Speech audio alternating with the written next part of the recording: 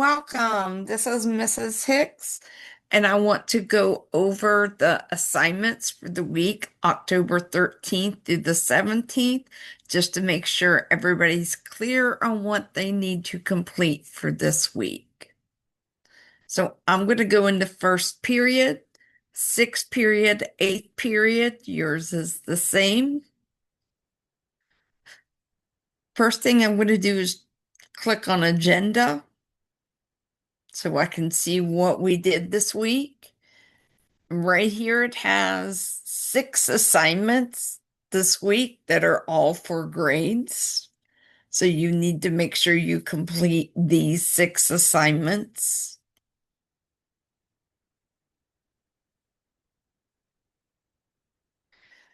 Monday, you did the video, Where Did English Come From and How Did English Evolve? And took the quizzes on that. Tuesday, we had live classes and we talked about Old English and we tried to read it, pick out words that we thought we knew, and we listened to someone read the first part of Beowulf in Old English. Then we talked about how English has evolved. Wednesday, you did history of the Anglo-Saxons and what was life like for them. And Thursday, you're going to be doing the tone. That's this video. Friday is a catch-up day. Anything that you have missing, you need to get done on Friday and get submitted. Here's a list of all of our assignments and their point values. Now for tone, you're going to click on modules.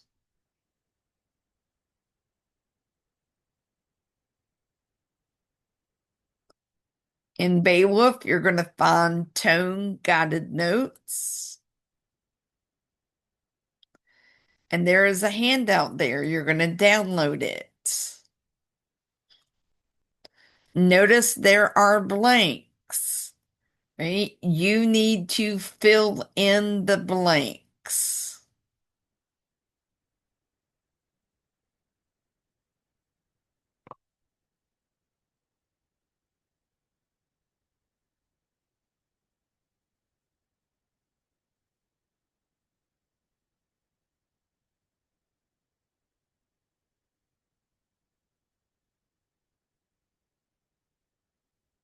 Let me get,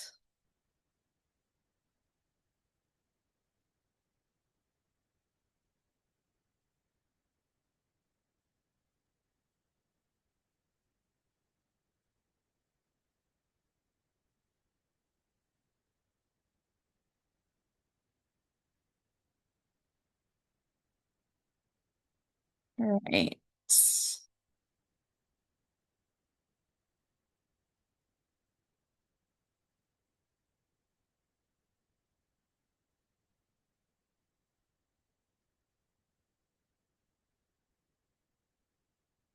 All right. So there we go. Tone. Attitude is everything.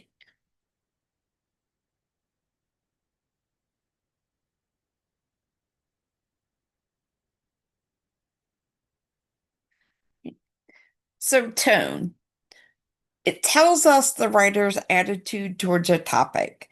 Readers need to infer the tone by analyzing the word choice. Tone can be positive or negative. Have your parents ever said, you better change your tone? It's not what you say, it's how you say it. Right? And if I have it highlighted in yellow, those are words that you need to fill in to your guided notes. Right? So there are a lot of positive tone words.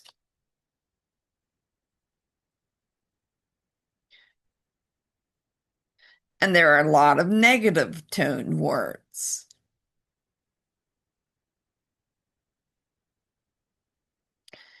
So with tone, it's not what you say, it's how you say it. I don't understand. Now, say it like you're confused. I don't understand. Say it like you're frustrated. I don't understand. What about annoyed? I don't understand. Now, like you're being sarcastic. So, what changed? We said the exact same thing. What changed is your tone, how you said it. Try this one. It's a sunny day. Now say it like it's been raining for a week and you've been stuck inside with your family and you finally get to go out and see your friend.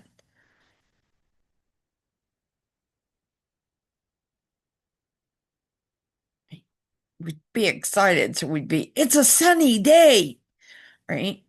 Now, like it doesn't matter. "Hmm, it's a sunny day."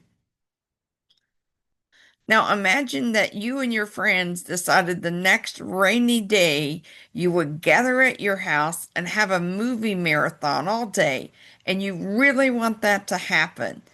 But you wake up and the sun is shining bright. How would you say it? No, it's a sunny day. Sometimes we have to know the situation to understand the tone.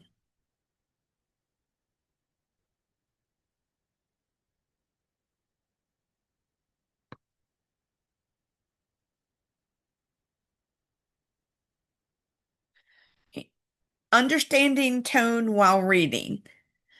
Analyze author's word choice.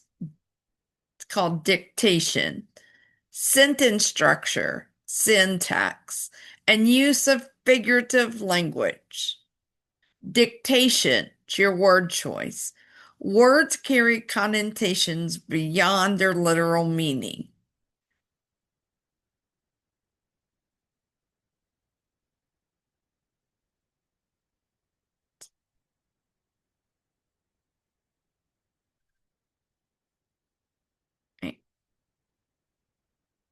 Connotations are positive or negative.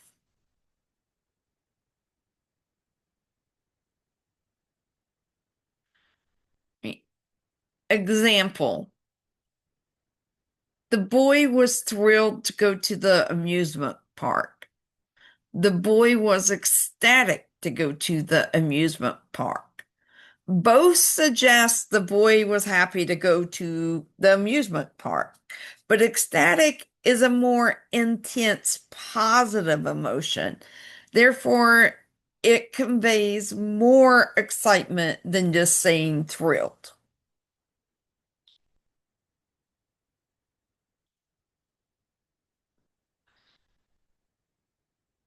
So we're analyzing the author's word, the dictation. We're analyzing the sentence structure, the syntax, and the use of figurative language.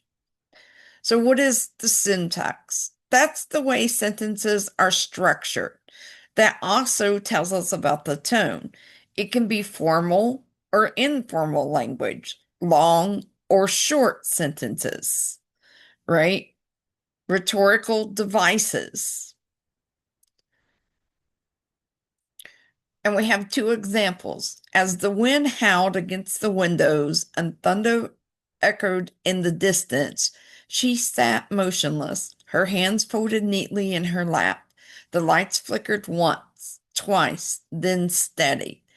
An insignificant disturbance, easily ignored. So those have longer, more structured sentences. It has precise vocabulary. It's a composed tone, right? They're in control. as opposed to the wind was going nuts and the lights kept blinking like a cheap horror movie. She just sat there, totally over it, waiting for the power to cut out again. Right? This is more conversational word choice, right? We have contractions, we have short, punchy sentences. So we get more of a sarcastic tone. So when we look at the word choice, the dictation, and now we're looking at the sentence structure, the syntax.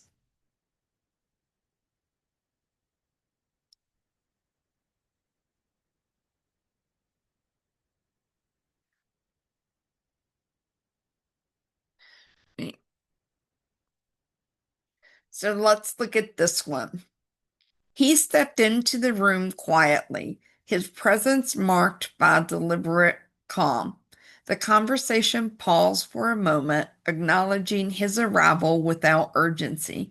He offered a courteous nod and took a seat near the window, blending into the rhythm of the room with ease.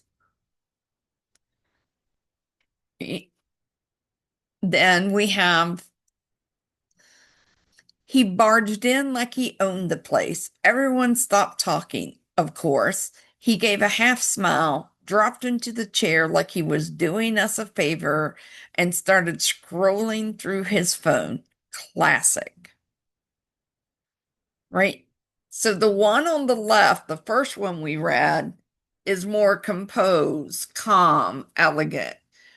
The one on the right, the second one we read, is short, choppy, informal, and comes off more sarcastic.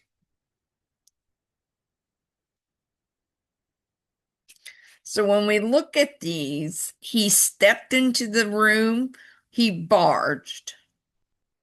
He came in quietly, he came in like he owned the place.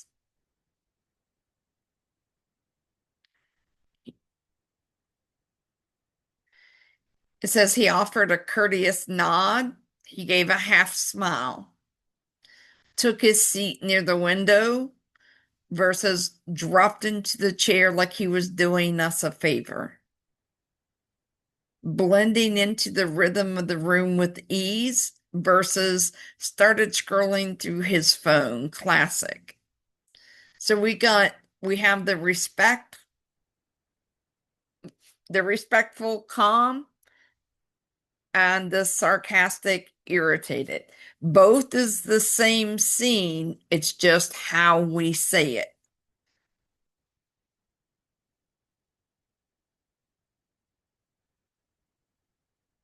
Right. Analyze author's word choice. We looked at the dictation. We looked at the sentence structure, the syntax. Now we're going to look at figurative language.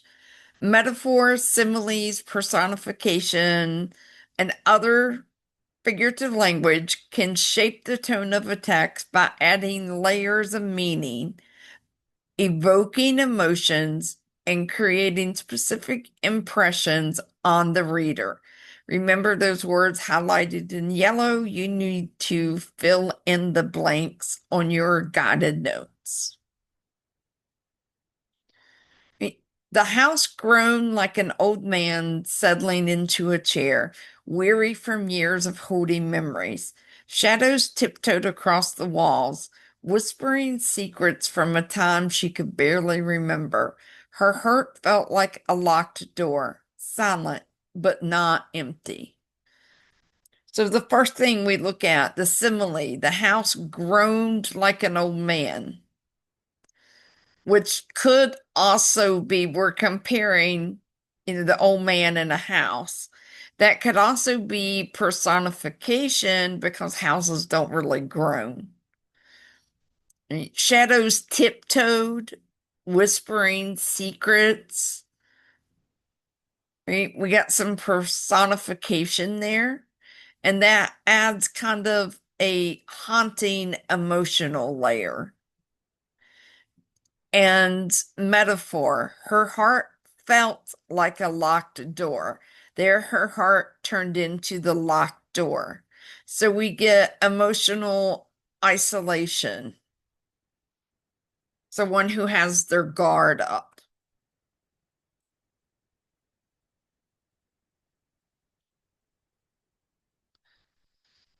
All right, so let's practice. She flipped through the pages of her notebook, each scribbled line a reminder of things she couldn't fix. The clock ticked louder than it should have. The air felt heavy, like it was holding its breath right along with her. Still, she sat up straighter, clicked her pen, and started again.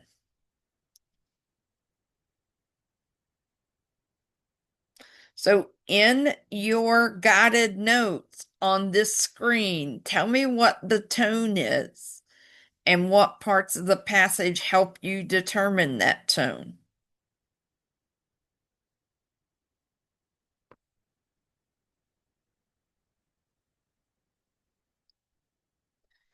All right. Second one. The crowd roared, but he barely heard it. His eyes stayed locked on the scoreboard, blinking in disbelief. 1 point after everything. His breath came in short, uneven bursts, and his hands trembled, not from exhaustion, but from the weight of almost. He forced a smile for the camera, but it didn't quite reach his eyes. Right? So on this, in your guided notes, tell me what the tone is and what parts of the passage help you determine that tone.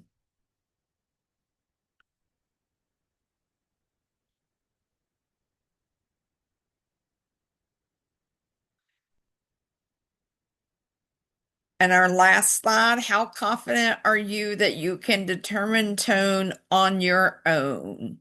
Circle the one that matches you. How confident are you?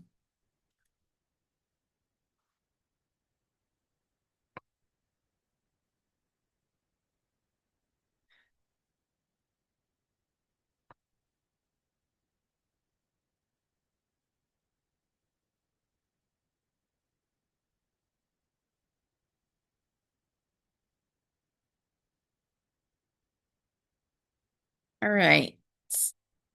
Then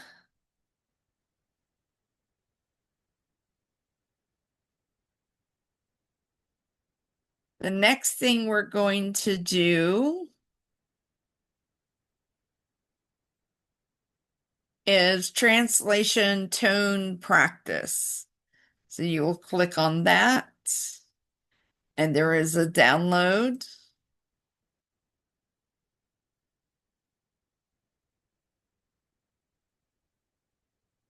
And you want to download it.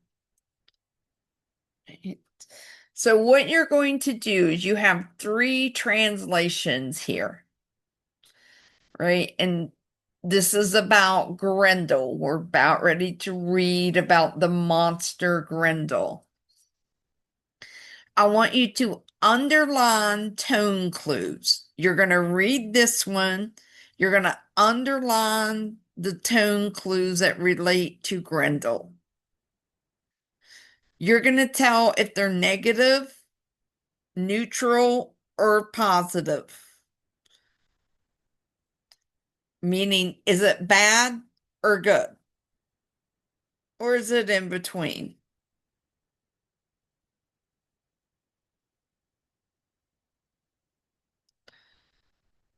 Then what adjectives?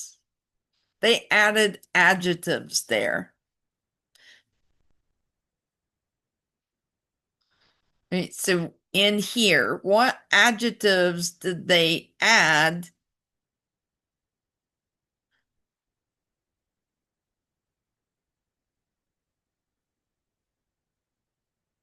to make you discover what attitude, what tone that writer has? Remember, tone is just the attitude the writer has towards that topic.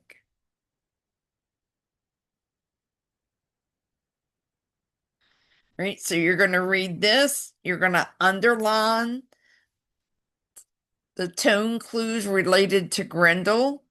You're going to tell me if they're negative, neutral, or positive. And then you're going to look and see, are there any adjectives that describe that attitude? Then you're going to do it for this one and this one.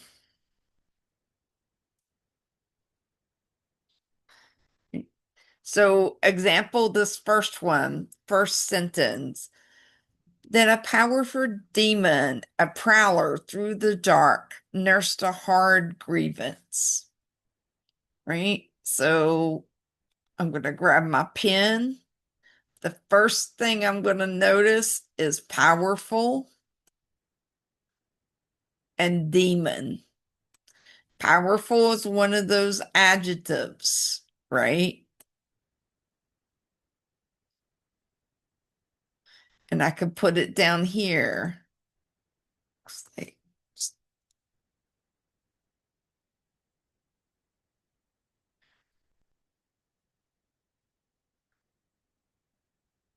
And you can highlight a prowler, right? Is prowler positive or negative when we say that word? There's a prowler in the neighborhood. Most of the time, it's negative, right? Demon, negative, right? We don't say that in a positive way. So that's what you're looking at. Do the words have a positive or negative connotation? Because that affects the tone. So just do the best that you can. This is one of those assignments. If you try and give me your best, you get credit for it, right? I don't grade on right and wrong because we're still learning. I grade on effort. So if you try, you give me the effort and you submit the assignment, then you get the credit. Right?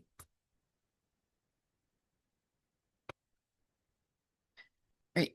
So I will see you guys on next week. Friday is the field trip. I'll be out of the office most of the day. Um, Thursday, I will be checking email. So if you have questions about this, you're confused, you need more help, please reach out to me.